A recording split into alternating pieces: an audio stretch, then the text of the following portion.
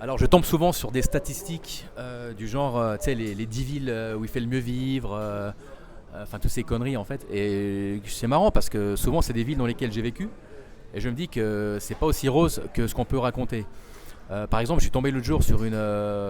bon, moi j'y crois pas, hein, toutes ces statistiques à la con, mais en fait, je me pose la question, pourquoi est-ce que dans les villes où soi-disant il fait bon vivre, il y a toujours un grand nombre de pharmacies, il y a beaucoup de médecins, il y a beaucoup d'addictions à toutes les drogues, toutes les conneries de la société actuelle.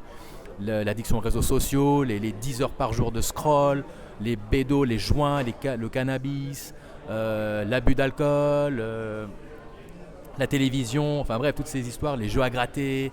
Enfin bref, si on vit dans une société saine, mais en fait, il y a quasiment pas de demande pour ce genre de produit. Tu vois ce que je veux dire? Donc, comment est-ce qu'on peut oser dire que tout va bien dans une société de drogués? Parce que c'est ça.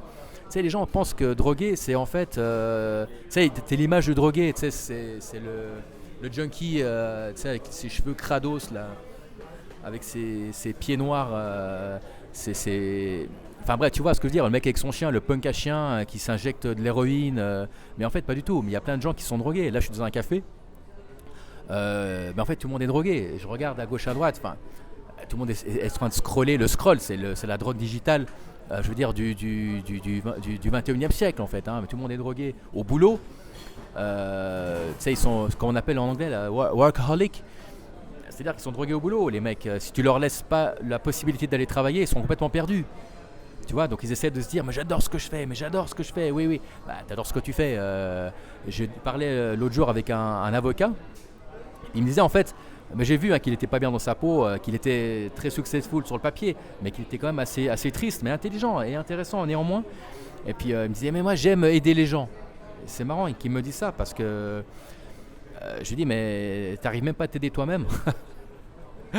Et en fait, tu vas aider les gens, mais tu vas aider les gens, mais va, je sais pas, monte une fondation.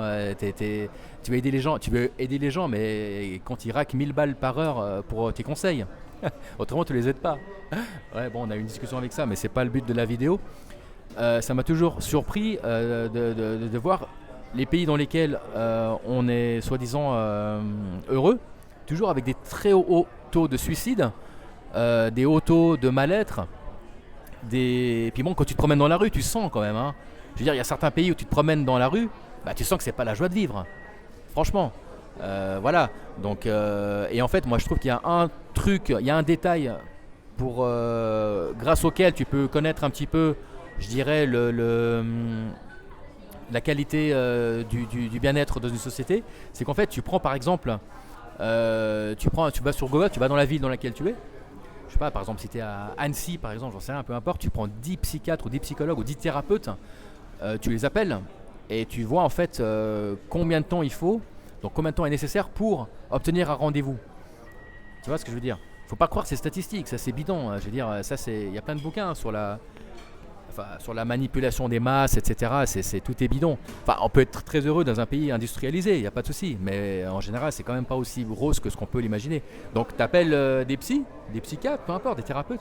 Tu leur poses la question. Tu dis voilà, j'ai mon frère qui est déprimé, dépressif, peu importe. Et tu t'attends de voir combien de temps il faut pour obtenir un rendez-vous. Je te jure, tu fais ça dans les grandes capitales, je sais pas, au Luxembourg, tu sais, les pays riches comme ça. Je te jure, tu le fais, tu peux faire l'exercice.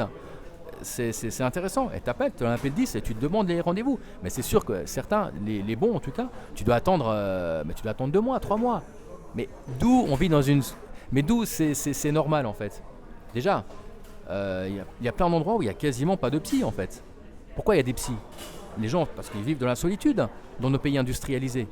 Tu vois, il y a peu en fait de qualité au niveau des relations familiales. Tu vois, contrairement par exemple aux Arabes, aux Africains, certains Asiatiques, j'inclurai pas les Japonais, mais plutôt les Asiatiques du Sud, où ils prennent soin de leurs parents, les parents prennent soin de leurs enfants beaucoup plus que chez nous, je pense. C'est encore une fois, c'est pas le sujet de la vidéo, mais pour moi, voilà, je lance un peu cette vidéo, elle n'est pas préparée encore une fois, j'espère que le son ça va le faire parce qu'il y a quand même pas mal de monde dans le café là, il y en a qui me regardent, c'est bizarre. Mais comment on peut croire à tout ça? Comment on peut croire qu'une société ce sera le mot de la fin d'une société soi-disant en bonne santé où il fait très bon vivre. Tout le monde est sous cacheton. Tout le monde fume un joint pour dormir. Tout le monde boit des coups, after hour, machin. Boivent des coups, tu sais, souvent avec l'excuse ouais, mais moi, c'est culturel. Moi, je bois du vin parce que c'est culturel. Frérot, quand tu te tapes une bouteille chaque soir, c'est pas culturel. Même si ton grand-père, j'en sais rien, avait une vigne, je sais pas où, voilà, c'est pas culturel. Tu bois pour te déglinguer la gueule parce que tu veux fuir ta réalité. Donc voilà, ce sera le mot de la fin. N'hésitez pas à me laisser des messages, on peut en débattre, hein, ça m'intéresse, hein, sur ces sociétés soi-disant industrialisées. Donc voilà, bah écoutez, abonnez-vous si ça vous intéresse. Je vous dis à ciao, bien sûr. Ciao.